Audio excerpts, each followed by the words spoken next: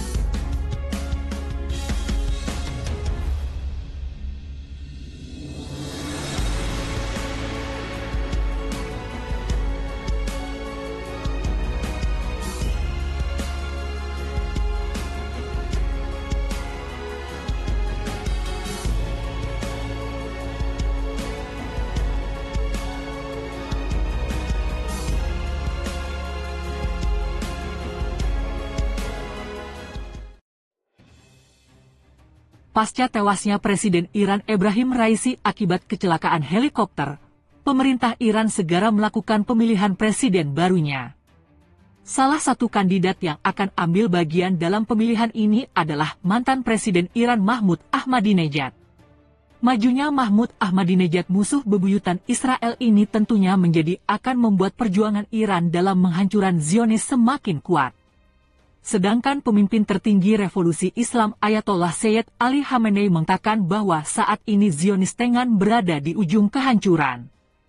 Meskipun Israel berhasil meluluh lantahkan Gaza, namun itu bukan berarti Israel mampu menghabisi Hamas yang merupakan pergerakan perlawanan Palestina.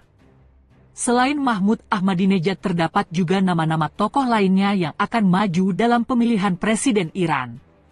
Adapun tokoh lain di antaranya, Said Jalili yang disebut tokoh ultrakonservatif dan telah mendaftar untuk mengikuti pemilu, mantan Ketua Parlemen 3 kali Ali Larijani, Wali Kota Teheran Ali Reza Zakani, dan mantan Kepala Bank Sentral Abdel Nasser Hemmati.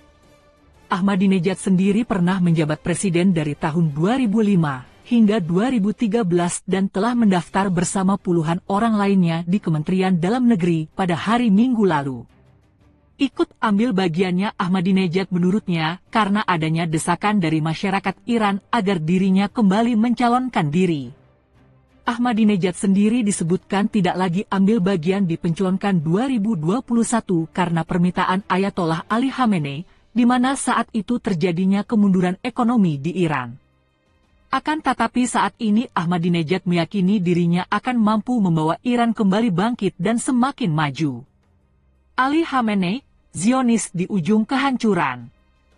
Pemimpin tertinggi revolusi Islam Ayatollah Sayyid Ali Khamenei mengatakan Zionis di ujung kehancuran pasca operasi Badai Al-Aqsa yang dilancarkan Hamas. Operasi ini menempatkan rezim Zionis pada jalur yang tidak akan membawa hasil apapun kecuali penghancuran total rezim tersebut. Ayatollah Khamenei mengatakan bahwa operasi Badai Al-Aqsa yang dilakukan oleh gerakan perlawanan Hamas di Palestina sebagai pembalasan atas pendudukan dan kekejaman rezim Zionis selama puluhan tahun terhadap warga Palestina, terjadi pada waktu yang tepat, menunjukkan bahwa operasi tersebut mengganggu konspirasi musuh untuk mencapai tujuan mereka.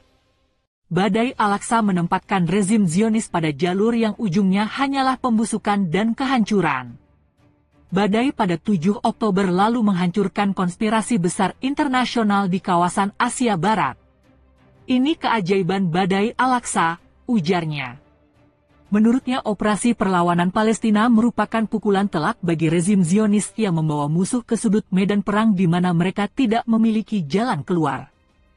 Pengamat Barat juga percaya bahwa rezim Zionis telah menderita kekalahan telak dari front perlawanan dalam operasi Badai Al-Aqsa. Selain itu sejarawan Israel mengatakan bahwa proyek Zionis sedang sekarat. Serangan brutal rezim Zionis adalah reaksi gugup terhadap kegagalan rencana mereka, paparnya Ayatollah Khamenei. Ia juga mengutip Imam Khomeini yang mengatakan bahwa rakyat Palestina sendirilah yang harus memulihkan hak-hak mereka di lapangan dan memaksa rezim Zionis untuk mundur. Selain itu, Ali Khamenei juga mengatakan bahwa jangan puas dengan kompromi dalam perundingan.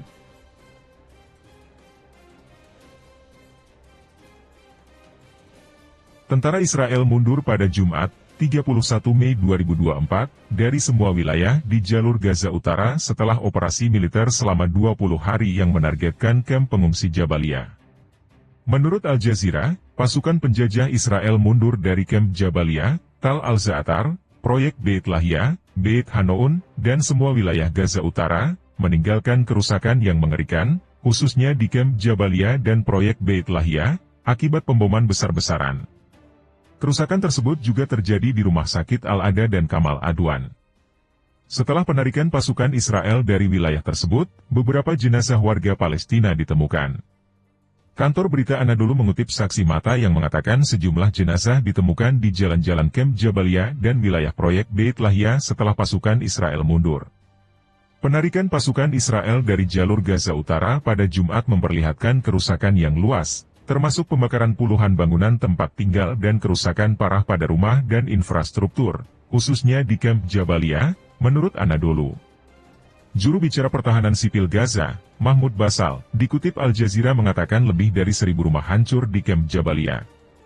Tentara Israel tewas. Radio Angkatan Darat Israel melaporkan 10 tentara dari Divisi ke-98 tewas selama operasi 20 hari di Jabalia. Pasukan kolonial Israel menghadapi beberapa penyergapan selama penyerbuan mereka ke kamp tersebut, yang menyebabkan banyak korban di antara tentara mereka. Tentara Israel juga mengumumkan pada Jumat tewasnya 2 tentara, satu dari Brigade Bisalma, di jalur Gaza Utara, dan yang lainnya dari Brigade Givati, di jalur Gaza Selatan. Selain itu, seorang perwira dari Brigade Givati terluka parah, sehingga jumlah total tentara yang terluka menjadi 15 prajurit dalam 24 jam terakhir. Genosida Gaza saat ini sedang diadili di Mahkamah Internasional atas tuduhan genosida terhadap warga Palestina. Israel telah melancarkan perang yang menghancurkan di Gaza sejak 7 Oktober. Menurut Kementerian Kesehatan Gaza, 36.224 warga Palestina telah tewas, dan 81.777 terluka dalam genosida yang dilakukan Israel di Gaza yang dimulai pada 7 Oktober. Selain itu, 11.000 orang tidak diketahui keberadaannya, diduga tewas di bawah reruntuhan rumah mereka di seluruh jalur Gaza. Organisasi Palestina dan internasional mengatakan mayoritas dari mereka yang tewas dan terluka adalah wanita dan anak-anak.